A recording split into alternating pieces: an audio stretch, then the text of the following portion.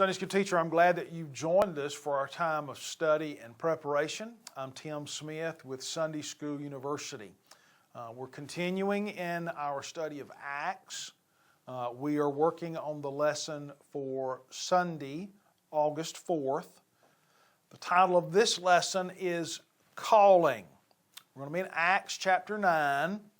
The point of the lesson is this: Jesus reveals himself as the risen Messiah. Background, Saul, we know from the account of Stephen being arrested and stoned, that's where we're introduced to Saul. We know that Saul had rejected Jesus as the Messiah and had violently attacked the Christians. We know that from Acts that it tells us that Saul was troubled and struggling with his own behavior. Even though he was doing this persecution, he began to have doubts about that. And we know that from what we're going to be looking at today, that Jesus confronted Saul with his own actions and revealed himself as the risen Lord. Faced with the facts, Saul had a decision to make. Jesus had a plan for Saul's future. Following the martyrdom of Stephen, the Jewish authorities launched a campaign of persecution designed to discourage these followers of Jesus and to eliminate their fellowship. God used this persecution to advance and to spread the gospel. He also advanced the gospel by converting one of the most violent persecutors of the church. Saul was transformed from a persecutor of the church to an apostle and missionary of the Christian faith. So let's look at this, chapter 9, verses 3 through 4. As he traveled and was nearing Damascus, a light from heaven suddenly flashed around him. Falling to the ground, he heard a voice saying to him, "Saul, Saul, why are you persecuting me?" So Saul is confronted. Again, Acts introduces us to Saul at the death of Stephen. Apparently, Saul felt that eliminating Stephen and attacking the Christians in Jerusalem was not enough, and he needed to do more. He was determined to stamp out this group of the followers of Jesus, and he got permission to go to Damascus to find the Christians who had fled there from the persecution in Jerusalem. Verse 3, Damascus was the capital of what we know as modern-day Syria. It was a trade center. It was at the crossroads of two international trade routes. Damascus is considered to be the oldest continually inhabited city in the world. One of the oldest. He's going there. Well, this light shines down from heaven. He fell to the ground in verse 4. The light got his attention. God spoke, and he says his name twice.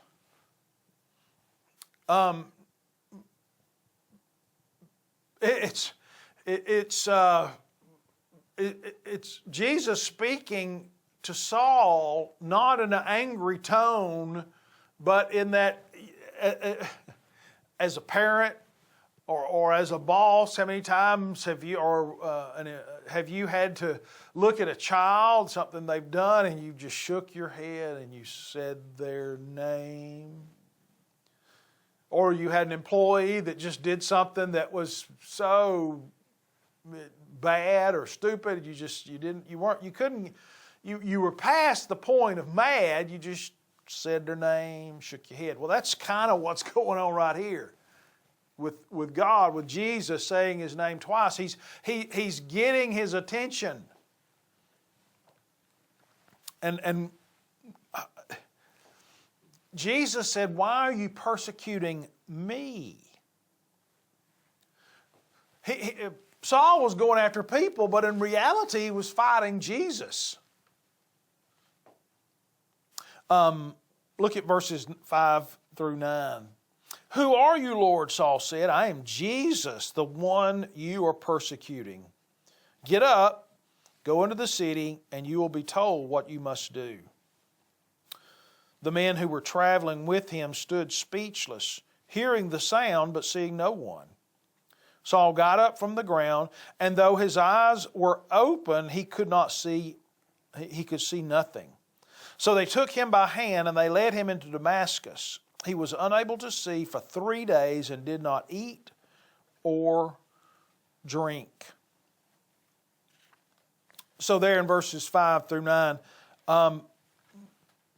Saul knew that he was in the presence of God. I mean, something incredible was happening. We also know that Saul knew who Jesus was. He knew what Jesus had done, and he knew the story of Jesus. Saul thought that Jesus and his followers were wrong. But the light and the voice told and proved to Saul that he was the one that was wrong. And I love the fact here in just these few words, what is said to us, the followers of Jesus. Twice in this very short encounter, twice Jesus asserts His unity between Himself and His followers. Saul was going after people, but in reality he was going after Jesus. In verse 6, Saul had encountered the resurrected Jesus. Saul had done wrong. He was wrong. He was guilty. Okay? Now, so here, Saul is a God man. He's invested his life. He studied the Scriptures. That's why he's so... And so he knows that he's encountered God in a very special way. And now he's found out that all that he has believed, all that he has done is wrong. And what comes next would be punishment. That's not what Jesus does. He says, Saul, get up, go to town, and you're going to find out what's next. In verse 7, those that were traveling with Saul, they saw the light and they heard a noise. They didn't understand the words that were spoken to Saul. So in verses 8 and 9, when Jesus had gone, when the light had gone, Saul got up. He was blind and he was reduced to the state of total dependency. And so for 3 days he had time to think in total darkness and wait for what was next. I can't imagine that of the prayers that Saul had during that time. Look at verses 10 through 16. There was a disciple in Damascus named Ananias. And the Lord said to him in a vision, Ananias, here I am, Lord, he replied. Get up, go to the street called Straight. And the Lord said to him, in the house of Judas, ask for the man from Tarsus named Saul, since he is praying there. In a vision, he has seen a man named Ananias coming and placing his hands on him so he may regain his sight. Lord, Ananias answered, I have heard from many people about this man and how much harm he has done to your saints in Jerusalem. And he has authority here from the chief priest to arrest all who call on your name. But the Lord said to me, go, for this man is my chosen instrument to take my name to the Gentiles, to kings, and to Israelites. And I will show him how much he must suffer for my name. There in verse 10, God chose to use a disciple named Ananias who resided in Damascus to accomplish His will. God called his name, and when He did, He said yes. In other words, it wasn't, you've had people come to you and say, hey, can I ask a favor of you? And in wisdom, you say, what's the favor? Well, when God called, and when God calls us, we don't say, tell me what you want and then I'll decide. You say yes, whatever you want, and that's what is said here. In verse 11 through 12, God gave him the specific task with the specific details, and go to the main street. That's when he's talking. Go to the main street and find Judas's house and ask for Saul of Tarsus. He's been praying there. Again, can you imagine those prayers? I imagine it wasn't very pretty, because he had been wrong. He had done wrong. He had fought God. And God revealed that here's the guy that's going to heal you. And then Ananias says in verse 13, wait a minute. I know this guy. He's got a bad reputation. In verse 14, Saul had come to town to do me and my people harm. That's why he's here. This could be a trick. And verses 15 through 16, God met his hesitancy with the command, go. Go.